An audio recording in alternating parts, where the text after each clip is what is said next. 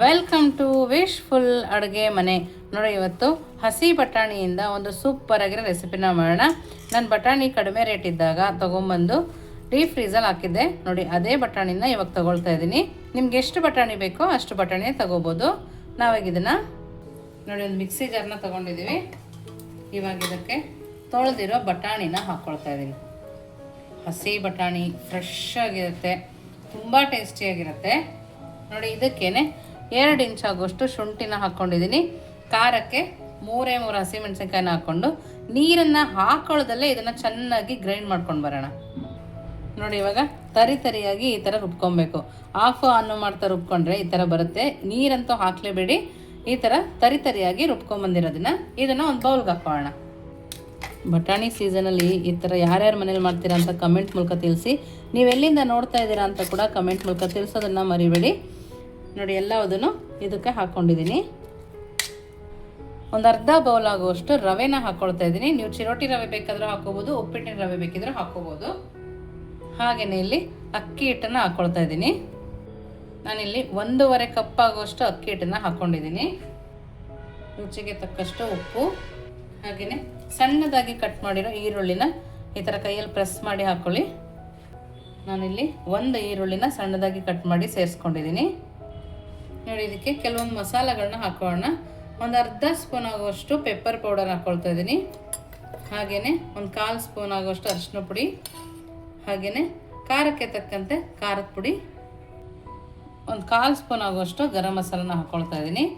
ಹಾಗೆಯೇ ಒಂದು 1/4 ಸ್ಪೂನ್ ಆಗುವಷ್ಟು ಚಾಟ್ ಮಸಾಲ, ಒಂದು 1/4 ಸ್ಪೂನ್ ಆಗುವಷ್ಟು ಜೀರಿಗೆ, ಹಾಗೆಯೇ ಒಂದು 1/4 ಸ್ಪೂನ್ ಆಗುವಷ್ಟು ಧನಿಯಾ ಪೌಡರ್ ಕೂಡ ಹಾಕ್ಕೊಂಡಿದ್ದೀನಿ. ಇದಕ್ಕೆ ನಾನು ಒಂದು ಆಲೂಗಡ್ಡೆನ ತುರಿದ್ಬಿಟ್ಟು ನೀರಲ್ಲಿ ಹಾಕಿ ಇಟ್ಕೊಂಡಿದ್ದೆ. ಅದನ್ನು ಈ ಥರ ನೀರನ್ನು ತೆಗೆದುಬಿಟ್ಟು ಇದರೊಳಗಡೆ ಹಾಕ್ಕೊಳ್ತಾ ಇದ್ದೀನಿ. ನೋಡಿ, ಚೆನ್ನಾಗಿ ಈಗ ಈ ಥರ ನೆನೆಸಿರೋದ್ರಲ್ಲಿ ಈ ಥರ ನೀರನ್ನು ಹಿಂಡಿ ತೆಗಿಬೇಕು. ನೀರನ್ನು ತೆಗೆದ ಮೇಲೆ ನಾವು ಅದರೊಳಗಡೆ ಹಾಕೋಣ. ನೋಡಿ, ಎಲ್ಲ ಆಲೂಗಡ್ಡೆನ ಹಾಕ್ಕೊಂಡು ಕೈಯಲ್ಲಿ ನೀಟಾಗಿ ಕಲಿಸ್ಕೊಬೇಕು. ಯಾಕಂದರೆ ನಾವು ಇದಕ್ಕೆ ನೀರನ್ನು ಇವಾಗಲೇ ಹಾಕೋಂಗಿಲ್ಲ. ನಾವು ಆಲೂಗಡ್ಡೆ ತೊಳೆದಿರೋ ನೀರಿರುತ್ತೆ, ಹಸಿ ಬಟಾಣಿನಲ್ಲಿ ನೀರಿರುತ್ತೆ, ಈರುಳ್ಳಿನಲ್ಲೂ ಕೂಡ ನೀರಿರುತ್ತೆ. ಹಾಗಾಗಿ ಮೊದಲಿಗೆ ನಾವು ನೀಟಾಗಿ ಈ ಥರ ಕಲಿಸ್ಕೊಬೇಕು. ಕೈಯಲ್ಲಿ ಪ್ರೆಸ್ ಮಾಡ್ತಾ ಕಲಿಸಿದ್ರೆ ನಮಗೆ ನೀರು ಎಷ್ಟು ಬೇಕು ಅನ್ನೋದು ಗೊತ್ತಾಗುತ್ತೆ. ನೀವಿನ್ನೂ ನಮ್ಮ ವಾಟ್ಸಪ್ ಗ್ರೂಪಿಗೆ ಜಾಯಿನ್ ಆಗಿಲ್ಲ ಅಂದರೆ ವಿಶ್ಫುಲ್ ವಾಟ್ಸಪ್ ಗ್ರೂಪ್ಗೆ ಜಾಯಿನ್ ಆಗೋದನ್ನು ಮರಿಬೇಡಿ. ನೋಡಿ, ಈ ಥರ ಗಟ್ಟಿಯಾಗಿದೆಯಲ್ಲ. ಇವಾಗ ಇದಕ್ಕೆ ನೋಡಿ, ನಾನಿಲ್ಲಿ 1/4 ಬೌಲ್ ಆಗೋಷ್ಟು ಮೊಸರನ್ನ ಹಾಕ್ಕೊಂಡಿದ್ದೀನಿ. ಸ್ವಲ್ಪ ಕೊತ್ತಂಬರಿ ಸೊಪ್ಪು ಹಾಕ್ಕೊಂಡು ಕೂಡ ನೀವು ಮಾಡ್ಕೊಬೋದು. ನೋಡಿ, ಇಷ್ಟನ್ನು ಹಾಕಿ ನಾನಿಲ್ಲಿ ಕಲಿಸ್ಕೊಳ್ತಾ ಇದ್ದೀನಿ. ನೋಡಿ, ಈ ಥರ ನೀಟಾಗಿ ಕಲಿಸ್ಕೊಂಡು ಬರೋಣ. ನೋಡಿ, ಈ ಥರ ಇಷ್ಟು ಸಾಫ್ಟಾಗಿ ನಾನು ಇಲ್ಲಿ ಕಲಿಸ್ಕೊಂಡಿದ್ದೀನಲ್ಲ. ಇದಾದಮೇಲೆ ಚಿಟಿಕೆ ಆಗೋಷ್ಟು ಅಡುಗೆ ಸೋಡಾನ ಹಾಕ್ಕೊಂಡಿದ್ದೀನಿ. ಅದ್ರ ಮೇಲೆ ಸ್ವಲ್ಪನೇ ನಿಂಬೆಹಣ್ಣನ್ನು ಹಾಕ್ಕೊಳ್ಳೋಣ. ಸ್ವಲ್ಪ ನಿಂಬೆ ರಸ ಹಾಕಿದ್ರೆ ಸಾಕಾಗತ್ತೆ. ನೋಡಿ, ಇದಾದಮೇಲೆ ನೀಟಾಗಿ ಕೈ ಆಡಿಸ್ಕೊಳ್ಳೋಣ. ಚೆನ್ನಾಗಿ ಇದನ್ನು ಕಲಿಸ್ಕೊಬೇಕು. ಅಷ್ಟರೊಳಗೆ ನಾವು ಪಕ್ಕದಲ್ಲಿ ಎಣ್ಣೆ ಕೂಡ ಬಿಸಿಗೆ ಇಟ್ಕೊಂಡಿದ್ದೀನಿ. ಒಂದು ಕಡೆ ಎಣ್ಣೆ ಕೂಡ ಬಿಸಿ ಆಗುತ್ತೆ. ಸೀಸನಲ್ಲಿ ಮಾಡ್ಕೊಂಡಾಗ ಟೇಸ್ಟ್ ಕೂಡ ತುಂಬ ಚೆನ್ನಾಗಿರುತ್ತೆ. ನೋಡಿ, ಈ ಥರ ಕಲಿಸಿದ್ದೀವಲ್ಲ. ಇವಾಗ ಇದನ್ನು ನೋಡಿ, ಇವಾಗ ಐ ಫ್ಲೇಮಲ್ಲಿ ಇಟ್ಕೊಂಡು ಎಣ್ಣೆ ಚೆನ್ನಾಗಿ ಕಾದಿದೆ. ಇವಾಗ ನಾನು ಮೀಡಿಯಮ್ ಫ್ಲೇಮಲ್ಲಿ ಇಟ್ಕೊಂಡು ನೋಡಿ ಎಷ್ಟು ಚೆನ್ನಾಗಿ ಬಜ್ಜಿ ಬರ್ತಾಯಿದೆ ಅಂತೇಳಿ. ಎಣ್ಣೆ ಜಾಸ್ತಿ ಕಾಯ್ದಿರಬಾರ್ದು. ನೋಡಿ, ನಿಮ್ಗೆ ಯಾವ ಶೇಪ್ ಬೇಕೋ ಆ ಶೇಪಲ್ಲಿ ನಾವು ಮಾಡ್ಕೋಬೋದು. ಮನೆಯಲ್ಲಿ ಕಡಲೆ ಹಿಟ್ಟಿಲ್ಲ ಅಂದಾಗ ಕೂಡ ಈ ಥರ ಮಾಡ್ಕೊಂಡಾಗ ಡಿಫ್ರೆಂಟಾಗಿ ತುಂಬ ಚೆನ್ನಾಗಿರುತ್ತೆ. ಖಂಡಿತವಾಗೂ ನೀವು ಒಂದ್ಸರಿ ಮನೇಲಿ ಟ್ರೈ ಮಾಡಿ ನೋಡಿ. ಪಾರ್ಟಿಗಳು ಮಾಡಿದಾಗ ಕೂಡ ಆಗುತ್ತೆ. ನೋಡಿ, ಇವಾಗ ಒಂದೇ ಸರಿ ಪಟ್ಟಂತ ಕೈ ಹಾಕಬಾರ್ದು.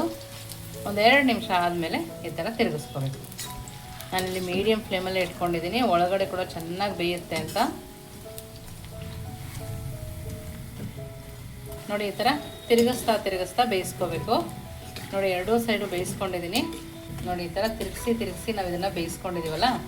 ನೋಡಿ, ಎಷ್ಟು ಚೆನ್ನಾಗಿ ಕಲರ್ ಬಂದಿದೆ. ನೋಡೋಕ್ಕೂ ಸೂಪರಾಗಿದೆ, ತಿನ್ನೋಕ್ಕೂ ಸೂಪರಾಗಿದೆ ಅನ್ನಂಗೆ ತುಂಬ ಚೆನ್ನಾಗಿರುತ್ತೆ. ನೋಡಿ, ಇವಾಗ ತಕ್ಕೊಳ್ಳೋಣ. ನೋಡ್ತಾ ಇದ್ದೀರಲ್ಲ ಎಷ್ಟು ಸೌಂಡ್ ಬರ್ತಾಯಿದೆ, ಕ್ರಿಸ್ಪಿಯಾಗಿದೆ.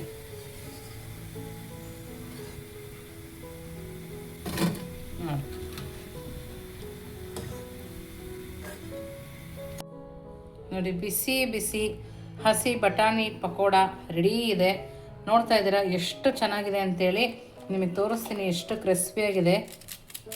ನೋಡ್ತಾ ಇದ್ದೀರಲ್ಲ, ಬೇಕ್ರಿನಲ್ಲಿ ಸಿಗೋದಕ್ಕಿಂತನೂ ತುಂಬ ಚೆನ್ನಾಗಿದೆ ನೋಡಿ.